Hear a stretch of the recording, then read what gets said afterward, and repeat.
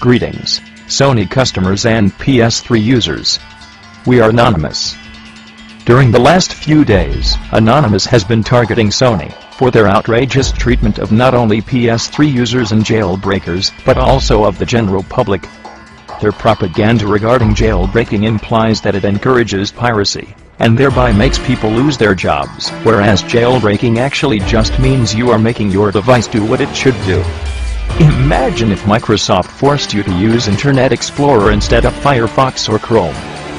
Imagine if they denied users from using any other web browser than their own. Many people would obviously be pissed, but then, why aren't you pissed at Sony? The fact that their litigation demanded information on everyone who had viewed the material was completely unacceptable. This is a threat not only to the gaming community, but to freedom of information in general. The fact that the privacy of individuals can be violated simply for accessing information, and legal action can be taken for doing something with something you own, are steps far beyond the line. Anonymous decided it could not allow this to stand. If jailbreaking a phone for use of legal, unsigned apps is found legal, why would this be any different for the GeoHot case, seeing as GeoHot explicitly states he does not support piracy? Anonymous is not attacking the PSN at this time.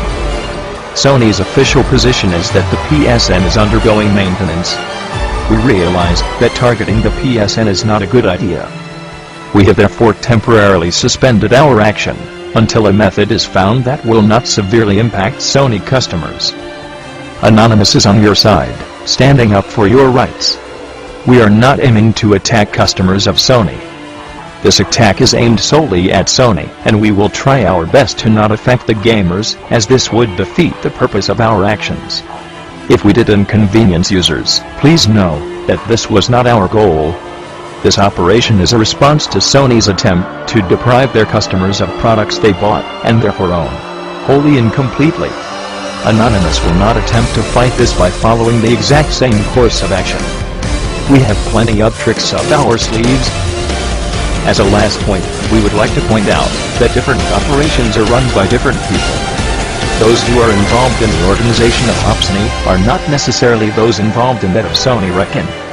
Anonymous operations are generally independent efforts, and it would be a mistake to assume that the same individuals are responsible for every action taken. Anonymous is comprised of people with diverse points of view, of which not all coincide with one another. That being said, our campaign against Sony and others that would trample on the idea of free information will continue until we are satisfied with the outcome,